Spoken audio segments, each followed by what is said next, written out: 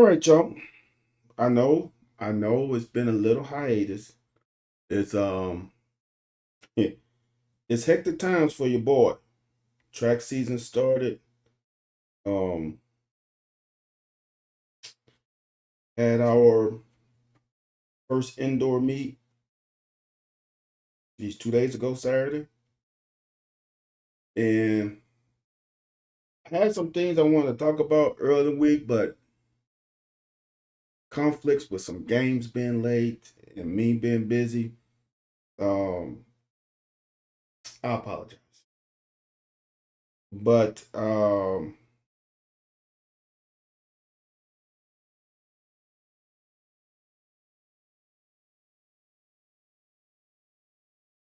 I'm trying to do two things at the same time. In my mind, at the age of 50, is unable to sometimes do it clearly. Um, so I missed some things, but we're going to. I guess you know what. It's always y'all. If I get questions, I will ask. Hey, I'm on call at work, but want to stop by. What's up, John? Appreciate you dropping by, man. Um, hmm, Trying to think of which one. So the first thing that comes to mind right now is the damn Bears Lions game. And there's so much that was great about that game. And there's so many things to talk about. Like there's a lot of stuff being talked about the interception by Caleb. Whose fault was it? I There was one prominent um what analyst, I guess, personality, media personality, that said that the quarterback should never throw that ball basically to a spot. And like, dude, what the hell are you talking about? That's Caleb Williams all year. Like he throws to quarterbacks as a former quarterback. You will expect your receiver to be at a certain spot. And when you read the defense, and here's the thing that people need to understand, honestly, unless it's a one-on-one out now outside, I don't have to be out. Unless there is a one-on-one battle in the receiver, especially in the NFL, the receiver can run whatever the hell he wants to.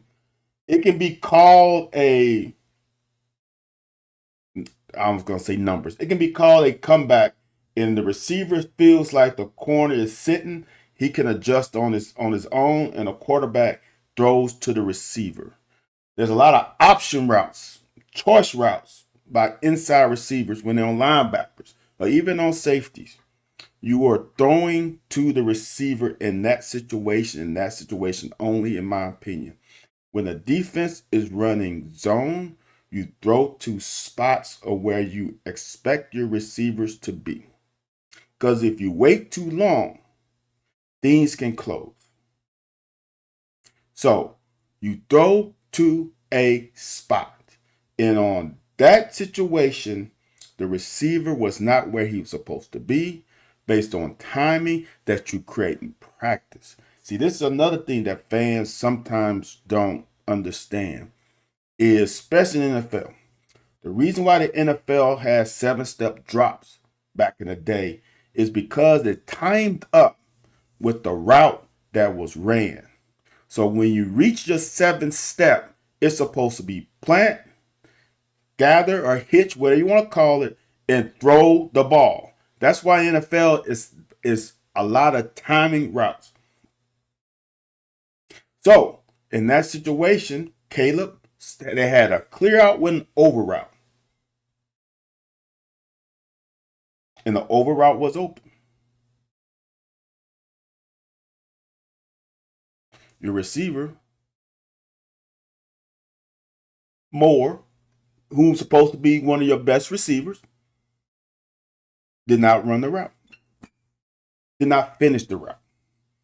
And I'm gonna read my Moore gave up on that route Okay, Purdue fan here. Is it okay for me to cheer for Indiana? Hell no. Nah. What's up, Reggie? Hey, see, since Reggie's here, y'all have heard it. I don't know if Reggie's heard it. He'll hear it from the mouth right now. I've said many times, Reggie is the best safety I've played with. When Reggie is the best safety on a team that I was on when I was at Kentucky. The safety with the most range. I could do things that I wanted to do because I knew he had a chance of protecting my ass. So I want Reggie to hear that from me if he hasn't heard it already. Bet you 500 Monopoly bucks DJ Moore and CJ Stroud are on the Browns. Look, man. See, now y'all want to take me off of my square. Look, this is the thing. DJ Moore, to me, didn't give up on the route. And this is why it's hard. It's hard, man, in certain situations. What I think DJ Moore did, which you can't do, is he thought that corner sat in the vertical, the clear out route was the better option. But you as a receiver, you can't make up the quarterback's mind. He saw the guy there and saying that he's going to cover me. He's going to throw the clear out route. Because if you really see it, the clear out route could have potentially been open because as we say, when you're even, you're leaving. I can't remember the receiver. The receiver was even with the safety and a little bit beyond the corner. So for whatever reason, he choked it down. You're right. He should have ran the route. I'm not. All I'm saying is I don't think he quit. I think he made a bad decision on whom Caleb would throw the ball to. And you can't do that as a receiver. And that's the thing. I wasn't an asshole, but I was very protective of myself and in errors. And there were guys that when I was in high school that I would not throw the ball to in certain situations because they would not be where they were supposed to be. And that is a bad situation to be in as a quarterback because sometimes you force yourself in throwing a bad ball because you trust the guy who might be a little more covered, but you know that he's going to be where he's supposed to be. DJ Moore, this is not the first time DJ Moore has done this. He has done it multiple times. It's unfortunate because the good thing about it is I'm happy, not happy. I am whatever the word to see that people recognize that it might not be Caleb's fault. At the end of the day, it's always the quarterback's fault. Always. And this is the reason why, because the quarterback's paid a shit ton of money. He gets all the praise when there's a win. He's gonna get some of that when they lose. That wasn't totally on him, but he needs to take that hit. And in the locker room, he goes to address DJ Moore and say, "What the fuck were you doing? Run the fucking route." But we as outside the locker room should not know that. He should take that on as himself and said, "I made a bad read," or whatever you want to say, bad throw, whatever. But DJ Moore could have helped this quarterback out by continuing the route at the pace that Caleb threw the ball at. It's as simple as that.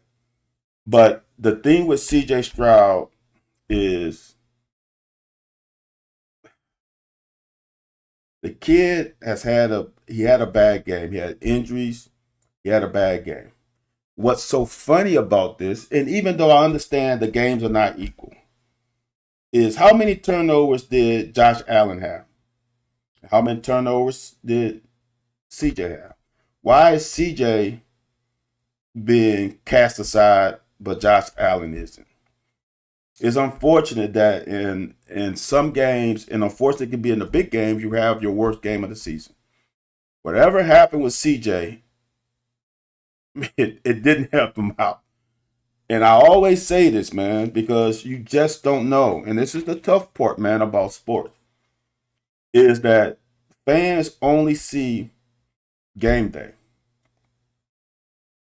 And I'm not saying any of this is true, but I've been in a situation.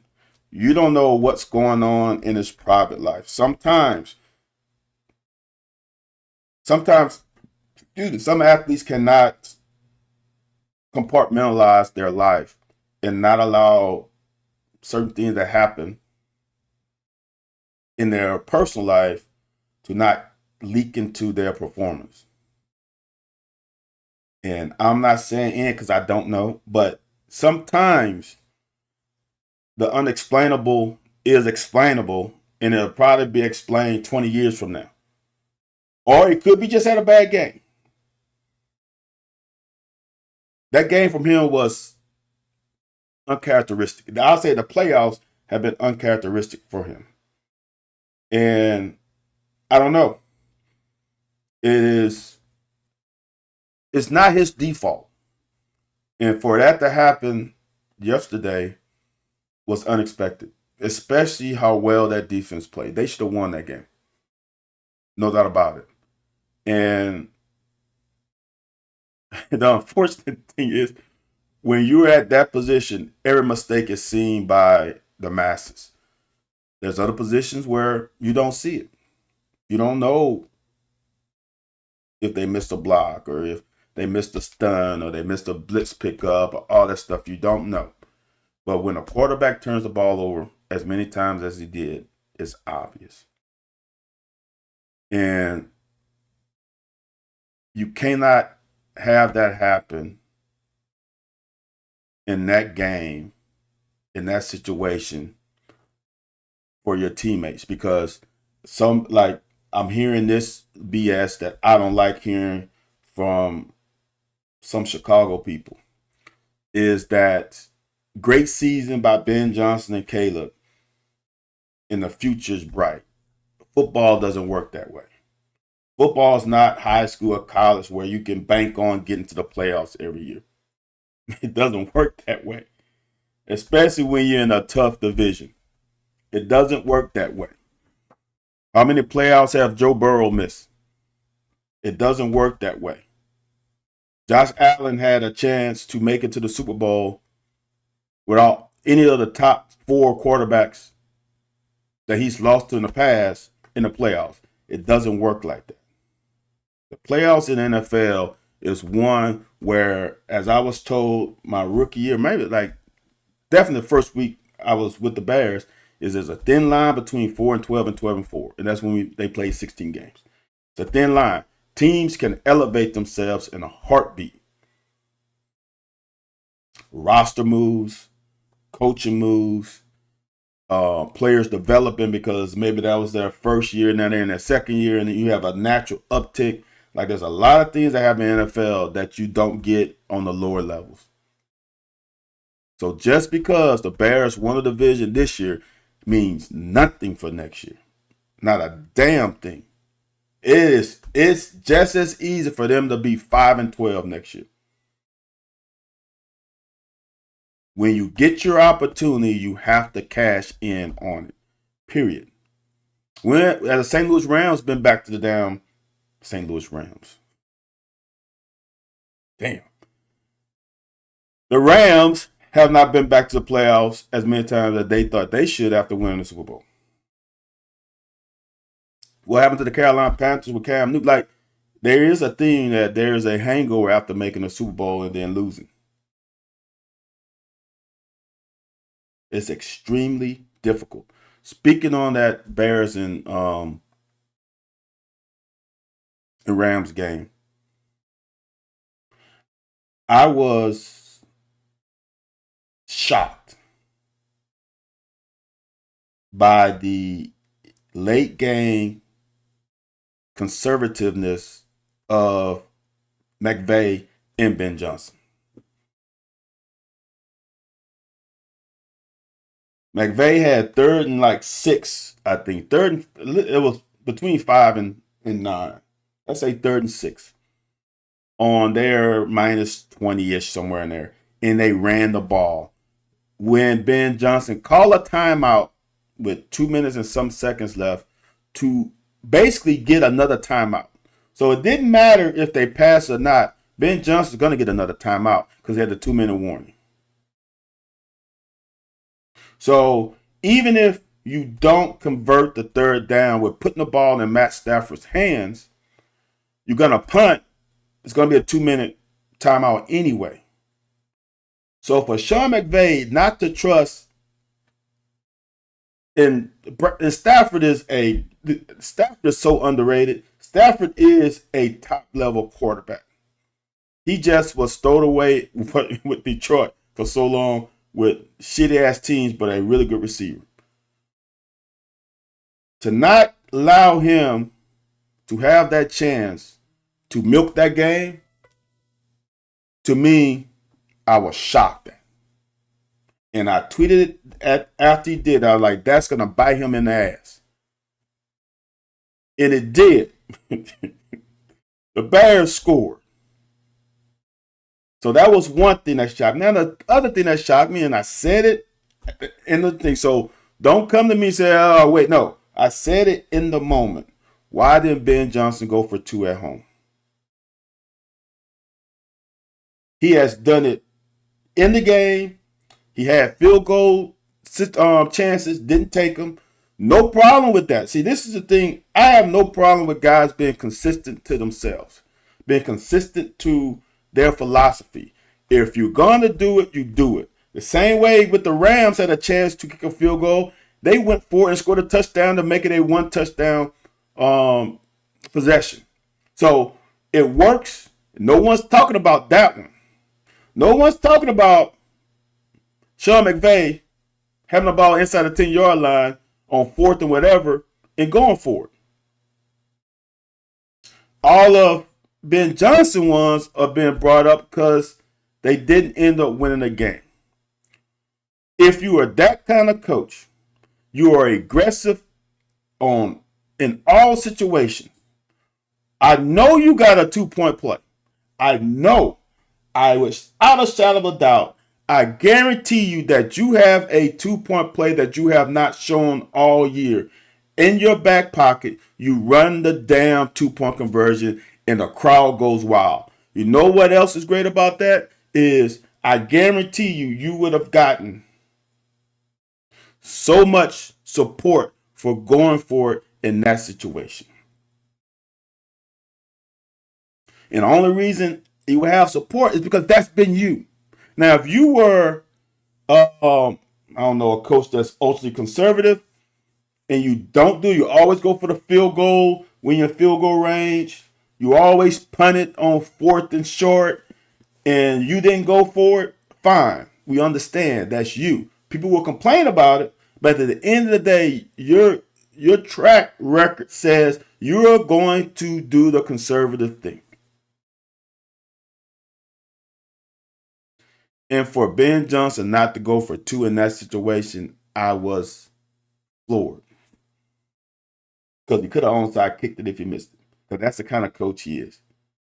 In that game, those 2 plays are the ones that, to me, decided the game. Because it was a well-played game and unfortunate situation, environment. And I'm going to say this again. I stand 10 toes down on that game right there, man. Isn't playing in cold elements, man, does not make you a man. Because I played with the Bears, and that field is, I'm going to say right now, there were, you already saw the Davante Adams one. He was knocked out because the field was frozen. There was another play with the tight end at the pylon where the ball was a PBU, but I can't remember who did it. And that guy head snapped and hit the ground. He was concussed. To me, I understand fans love it. That's all that BS. But I'm just gonna say it ain't. I don't like cold weather. And I don't like the weather. I don't like the weather determining the outcome of games. Bad footing, snow, wind. You can't run your offense. You can't play the type of football that should be played in this time of the season. It should not be decided by the environment. It just shouldn't, in my opinion. It should not be. It should not be decided by the environment. Because sometimes I'm gonna get off of this because sometimes it's this. NFL, if you win your division, you get a home playoff game. You can have a shitty ass record. You can be 8-9, and the team you're playing plays in a great division, and they are 11-7. But they got to come to your place and play. Why do you get a home field advantage because you won your division? It's not. I don't think that's right. So just because you play in a cold weather climate and my offense is high octane, and now we have a better record, and we got to come to you, and it's raining, windy, snowy, whatever it is, and now the advantage gets reduced because of the environment. It's bullshit, in my opinion. I understand the game of football's been played like this since the test of time. Well, nothing stays the same. Technology has taken over so much of football. Instant replay, the first down line. When I run the ball, I can look up at the jumbotron and see if anybody's trailing me. But no, and we can't touch the environment though.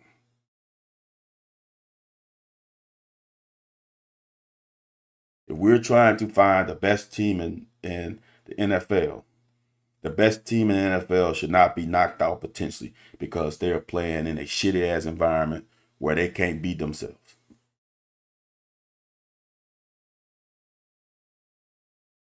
I think it's bullshit.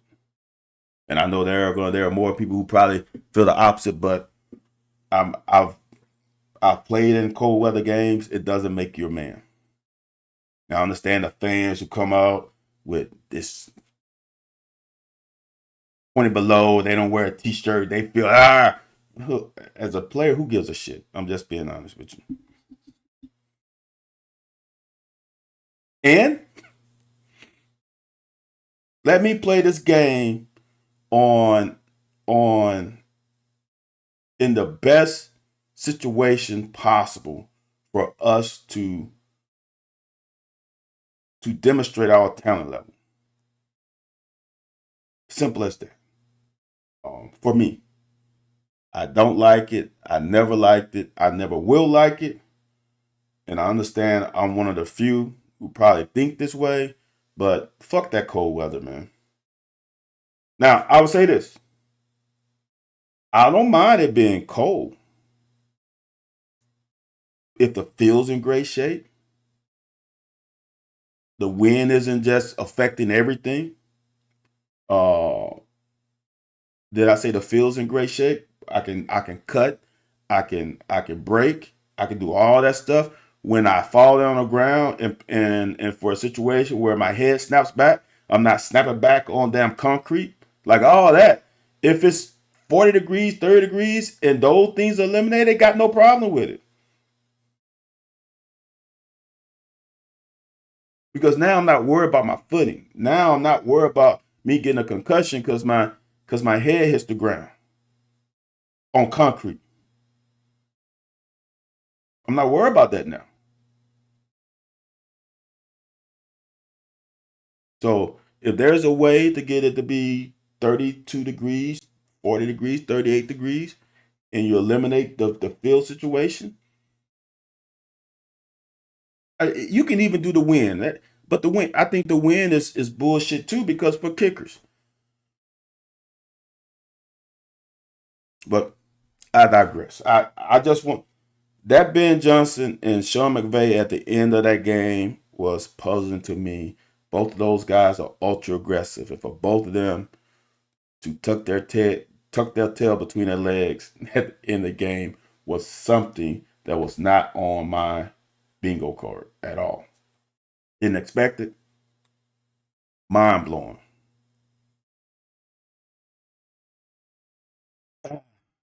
John, I really don't have a suggestion because I have a suggestion, but for what I'm going to suggest, I'm not sure it's possible. I think those cold weather teams need to somehow be forced to build a stadium that is conducive to, if they make the playoffs, to not have footing issues. That's it. And there are some stadiums that are not going to change. I don't think you're going to ever get rid of Lambeau. I just don't see it happening. What other stadium?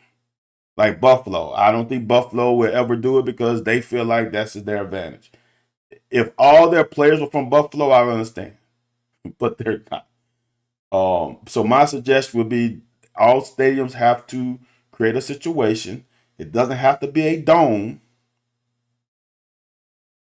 but it's got to be a situation where you got to have heaters under that turf. You have to have the ability to block some of the wind, in my opinion, and that can be done by the structure. Those are things, but now people are going to complain because who's going to be able to build a multi-million-dollar facility, or the owner's going to do it, or the citizens of that town, that state, going to have to be taxed higher. But the NFL makes so much damn money, y'all. It can be done. Look how much fucking money that they pay the damn commissioner.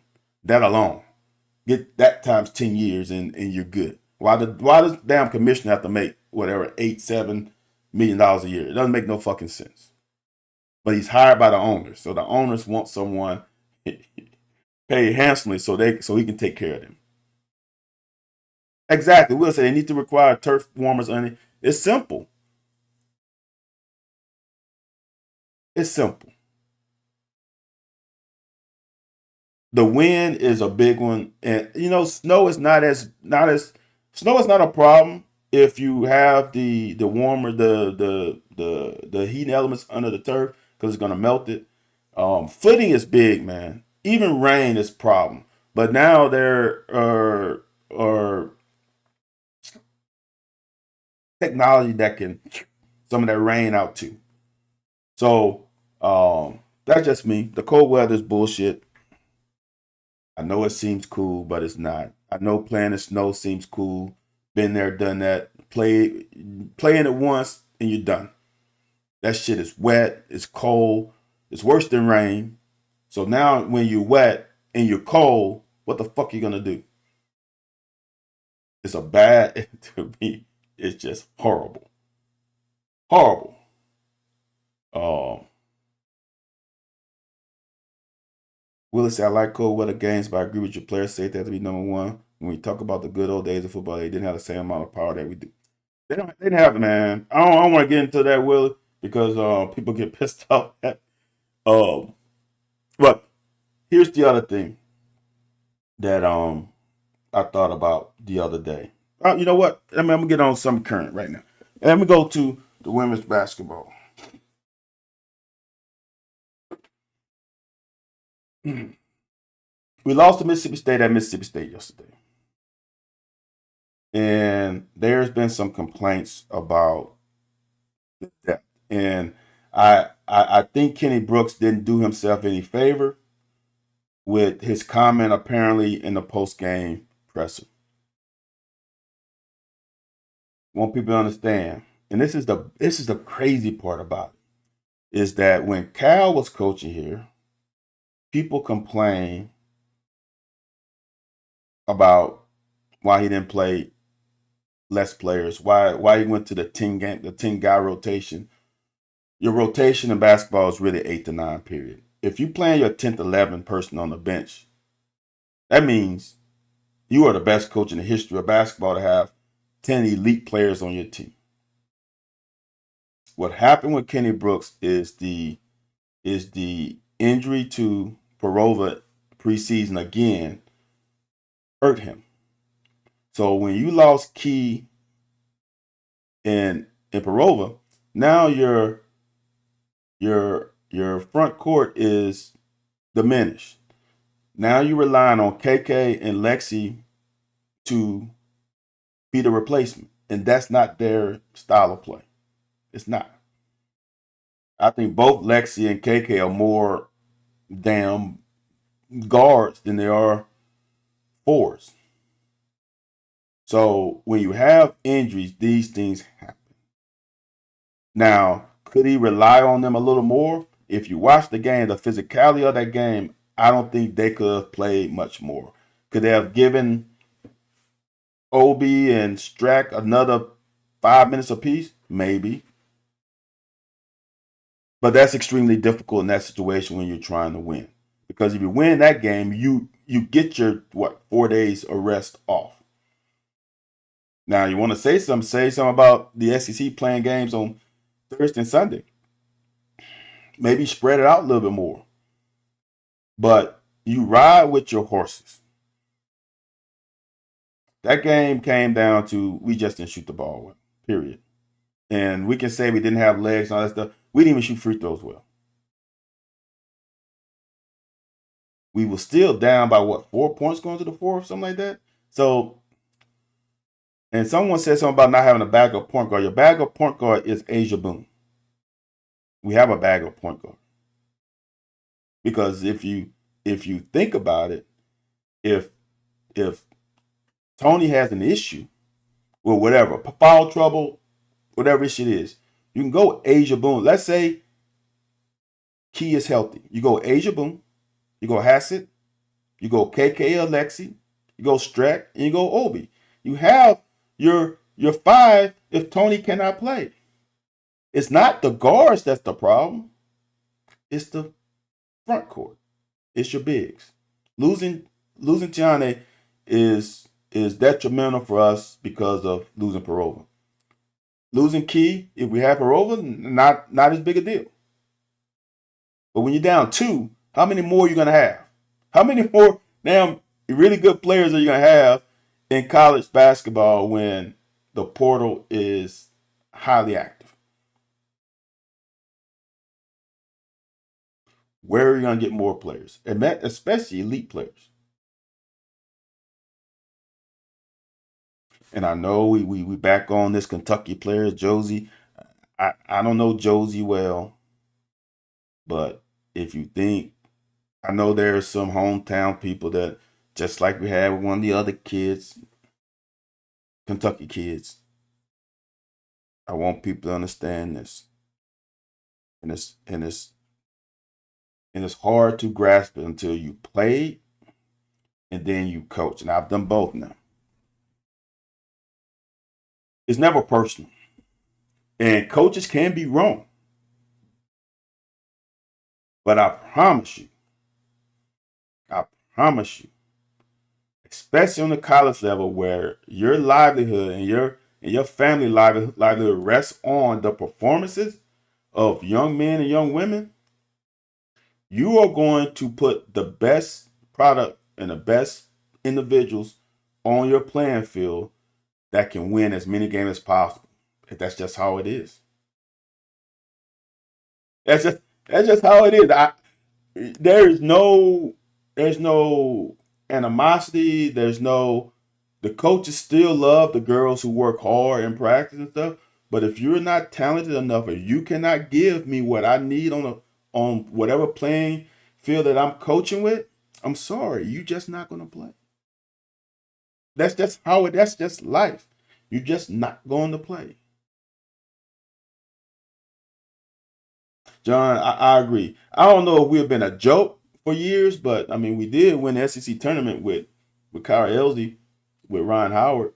Now, her last couple of years, I guess you can say a joke, but that was pretty recent. That was pretty recent that they won without Ryan Howard. So a joke is a little stretch, John. But they are definitely better these last 2 years. And to me, and I don't like the Mississippi State team sucks. Look who Mississippi State lost to. They lost to not all of them. I think they did. No, they lost to Tennessee. I know they lost to Ole Miss. They might have lost to Oklahoma. I know they lost to Tennessee and Ole Miss because I saw those 2 games. They are not a bad team. They just faced, and it's going to be hard for the SEC the whole year. Damn, Ole Miss just lost to Georgia at Georgia.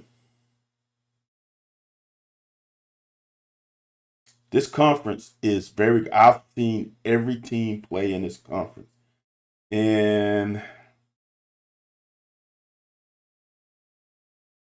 you can lose on any given night. Now, there are some teams that you shouldn't lose to, but if you play them at home and you don't bring your A game, it happens.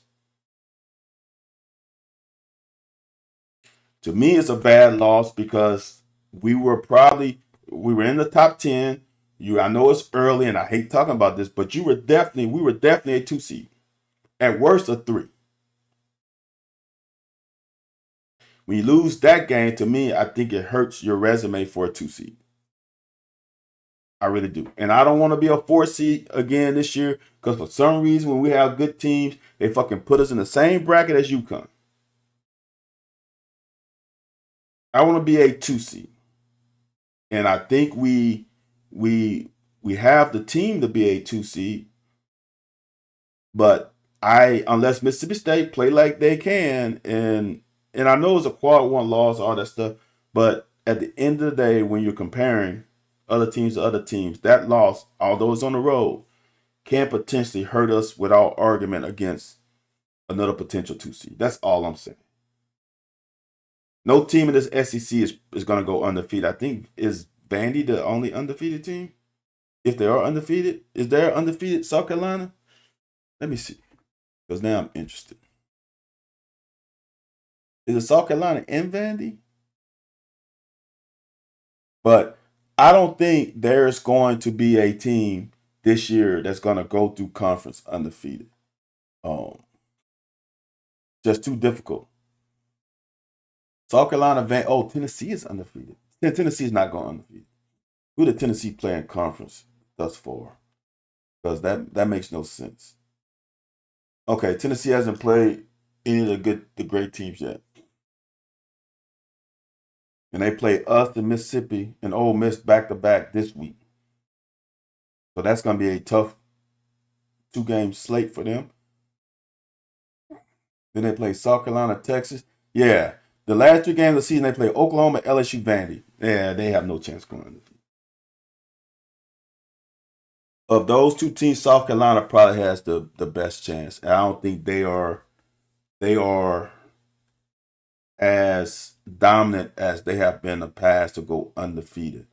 I can see them winning the SEC. I just don't see them going undefeated, in my opinion.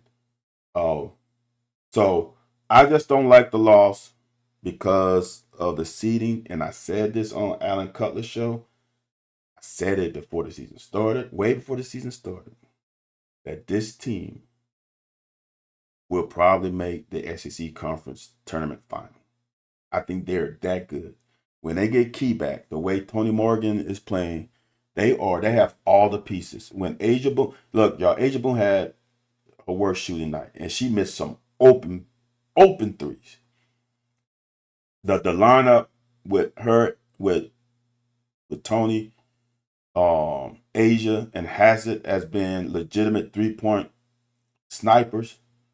And then with Key and Streck that can pull any bigs off the out of the paint to give Tony ability to drive and dish out to that corner 3, or drive and lay it up. I think this team has that starting 5 to 6 is very good. Yes, we have with large girls that's in, not tall.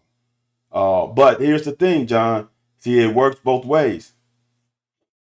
They can post us up, but the thing about it is we have weak side help with Tiana or Strack, whoever's not guarding that post, who can block shots with Hassett. Now, the issue is they got to guard us on offense. So it works both ways. So I think this team is built to make the Final Four.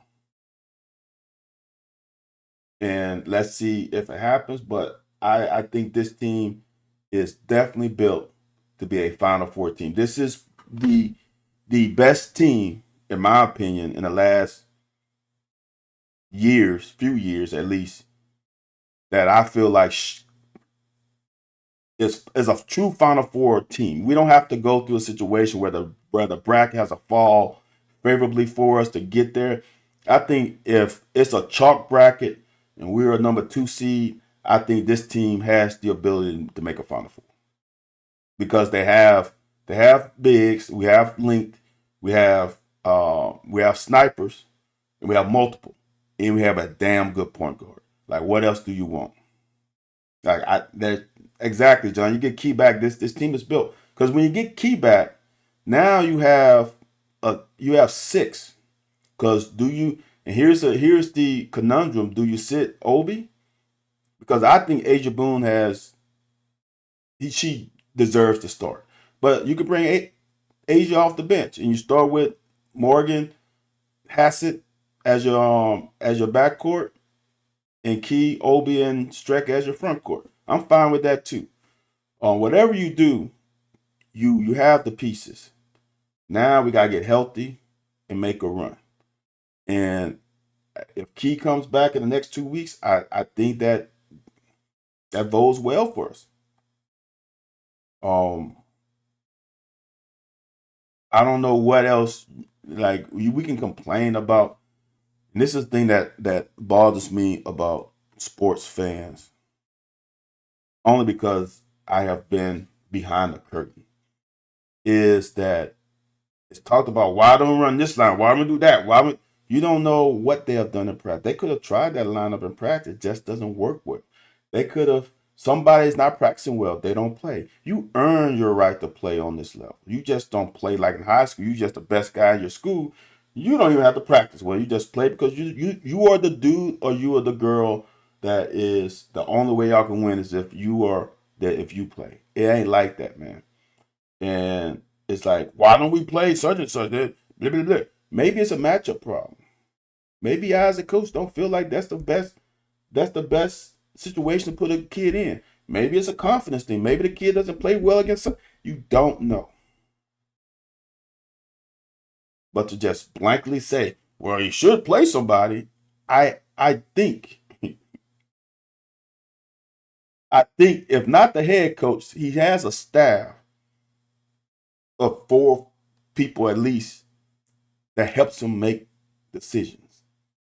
And I think that if that was the best case scenario for him, I think it would be talked about in the coaches meeting during a timeout.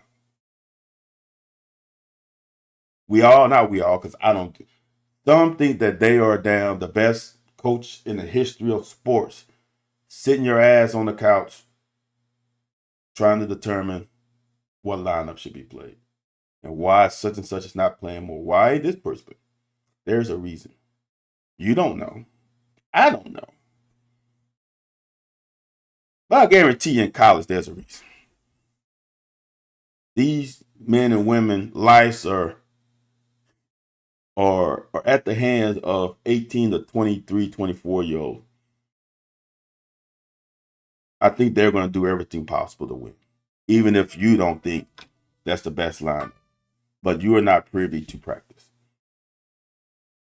I wish some people, some fans would coach a little league team, middle school team, or something to understand that sometimes you make decisions that you know why, but the parents behind you have no idea. The last thing, I'm at 44 minutes. I try to keep this under an hour, y'all. So I'm not just rambling, because I can ramble for 2 to 3, but I don't think you want to hear me ramble. The last thing, man, and it bothers me as a former player, is that just because these kids are making money doesn't change a damn thing. And I'm hearing, maybe it just stick with me, the negative things that I read on my timeline of Twitter, because y'all, I'm really only on Twitter. I only read stuff on Twitter. How money is ruining the sport of football, or ruining sports in general. And it's a lie. And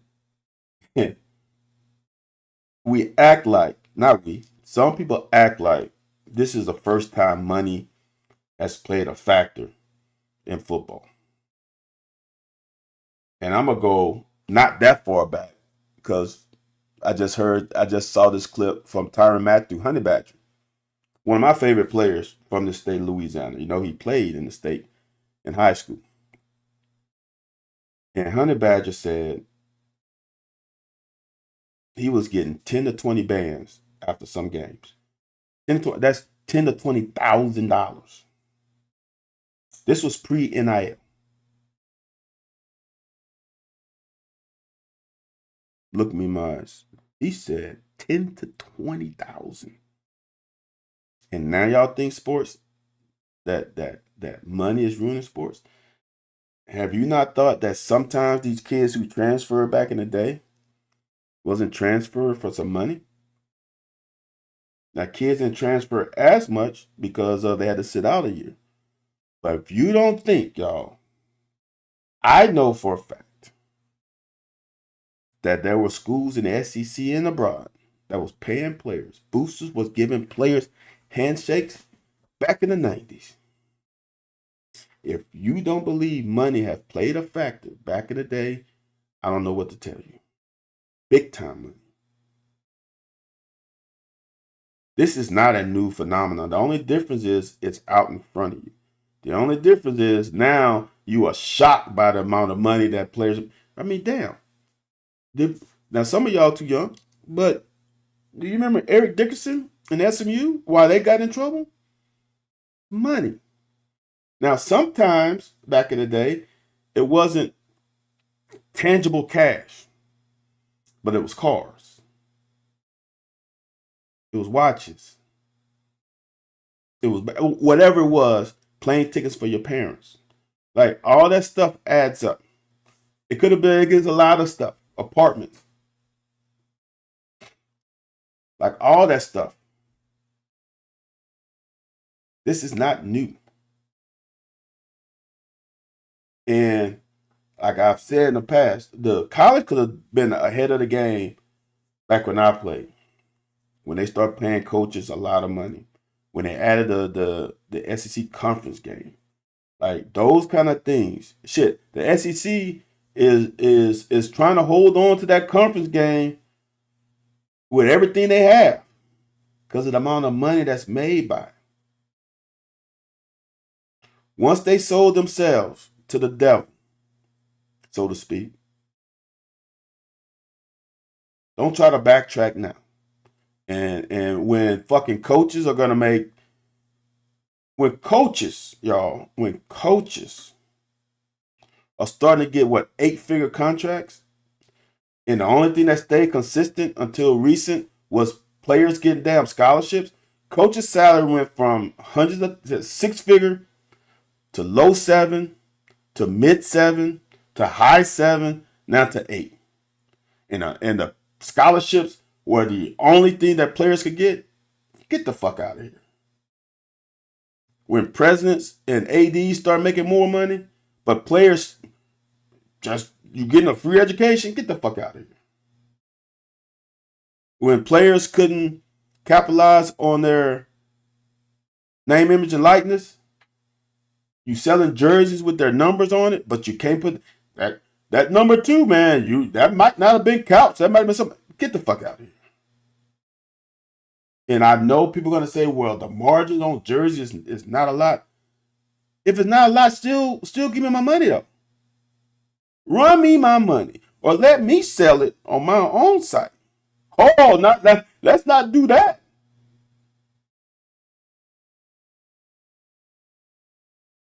So now players are able to capitalize, and now money is ruining sports. It's ridiculous. Sports is sports ridiculous. Regardless, it's not changing sports. You have kids who played for external reasons anyway. This is not the first time you're going to have a kid who doesn't want to play because of money. There's some kids that didn't want to play because their Pell Grant wasn't what they wanted. It could be anything. In essence, I'm just going to say it hasn't been out like it is, but for the big boys, it's been pay for play for a long time. Do you think some kids didn't go to a certain university because they were guaranteed? I'm gonna say guaranteed because I don't want to say it like that. That they were not promised certain extras if they signed at a Nebraska. Can you imagine all the Florida kids that went to Nebraska back in the day? Do you think it was just because they wanted to play for a certain coach in a cold weather climate when you from fucking Dade County? Are you fucking serious? I'm just saying. I'm not saying, I'm just saying. Money has been a factor in college sports for forever. LSU had I'm LSU when Dale Brown was a head coach. I have heard from multiple sources, and I know it's come out later, that Dale Brown used to have a briefcase of money that he used to bring to prospective high school recruits. It's not nothing new. And now we're saying that it's ruining college sports. Do you think Chris Jackson comes to LSU without some of the promises that was given to him? Y'all, come on, man. I just want y'all to think about it. Think about some of these programs that got some of the players that they got, and you're gonna tell me they didn't go there because they were promised some certain thing.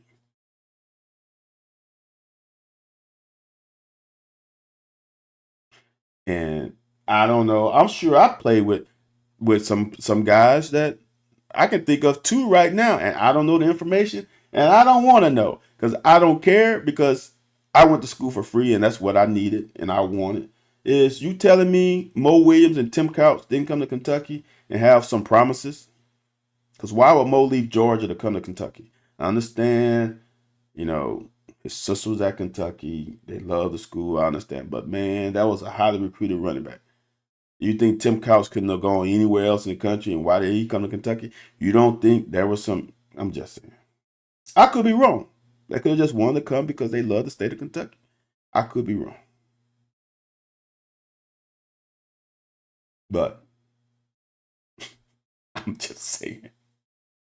Oh, money is not ruining college sports. Now, what money is doing is creating a little bit of parity.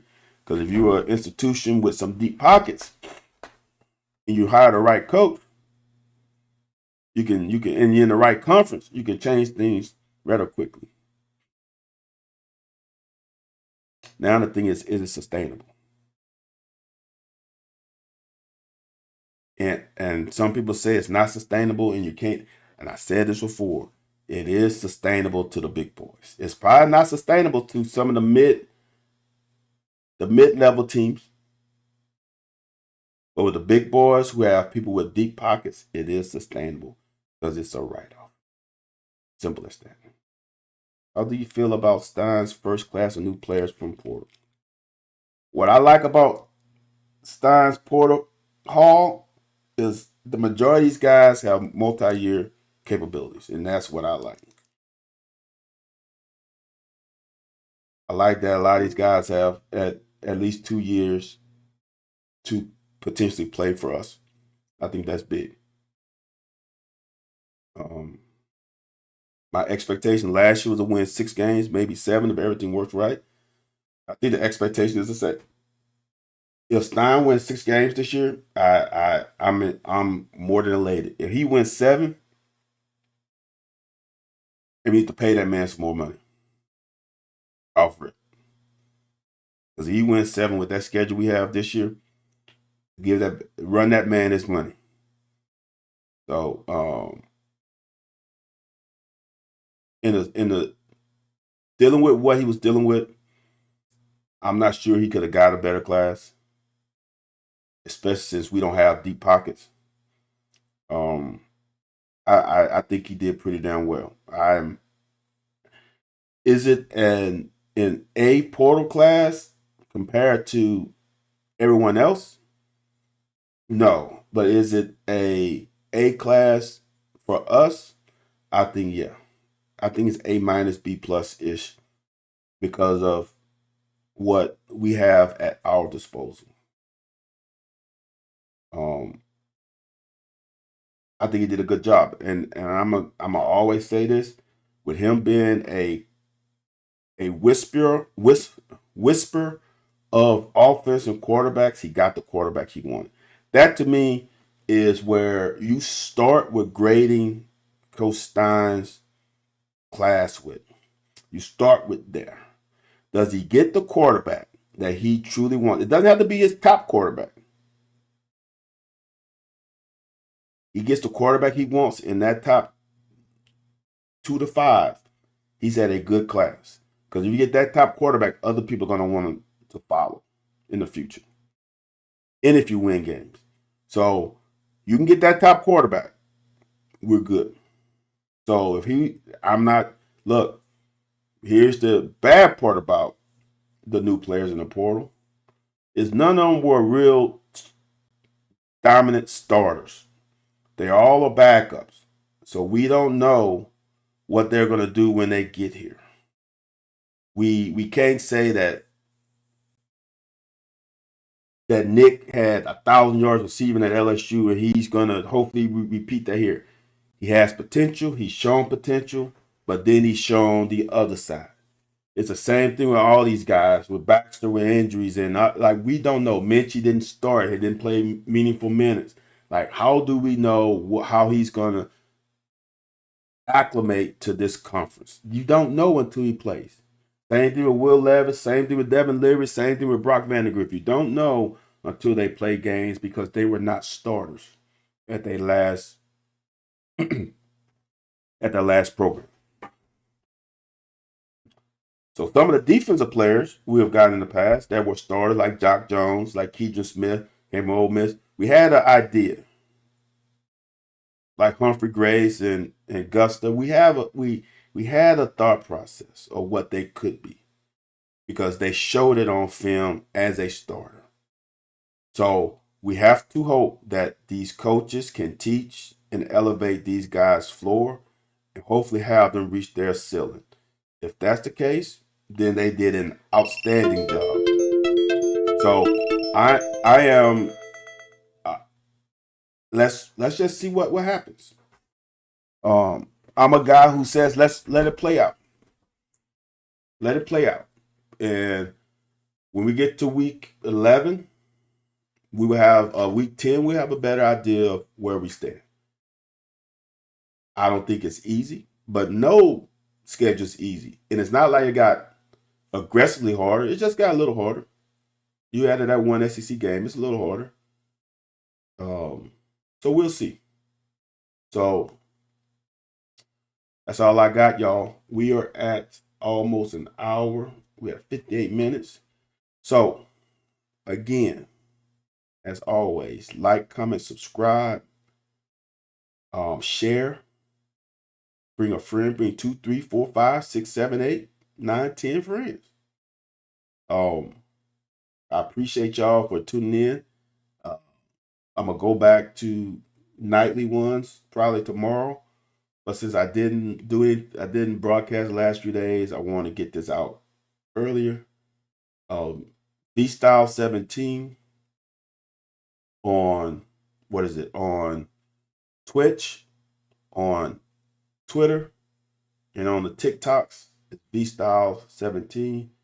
If you don't have those social media platforms, get them and follow your boy. If you're watching now, why not go follow me? If you've watched for more than a minute, just go hit the follow button. It isn't going to affect you that much, but it can affect me. Driving with Styles on YouTube. I know most of y'all have YouTube handles. go subscribe to Driving with Styles on YouTube. Hit the like button. The subscription is free. It's free subscription. It just notifies you when I come on live. So do that for your boy. Driving with Styles. It's not my name. I know I do have an account, Van House. That's not the Driving with Styles is my official account for when I broadcast. And you can hit that little bell button and it'll let you know when I go live like I did today, unexpectedly. So go do that. And if you like Instagram, LA Bluegrass. That's Louisiana abbreviation. Bluegrass for the Bluegrass, Kentucky. So it's LA Bluegrass on Instagram, VStyle17 on Twitch, Twitter, and TikTok, and Driving with Styles on YouTube. Go hit the like, go hit the follow, go hit the retweet, comment. All comments are welcome. Bad comments or positive comments. All comments are welcome. And I will see you guys probably tomorrow night it'll be 10 p.m. Eastern Standard Time. I know it's late for some of us oldies, but 10 p.m. Eastern Standard Time, I will broadcast usually.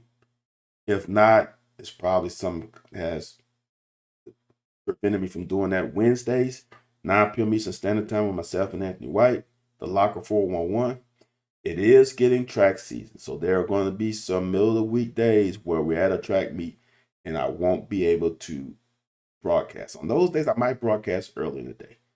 So other than that, I'm done. I'm out. Y'all have a good day, and I'll see you tomorrow, hopefully.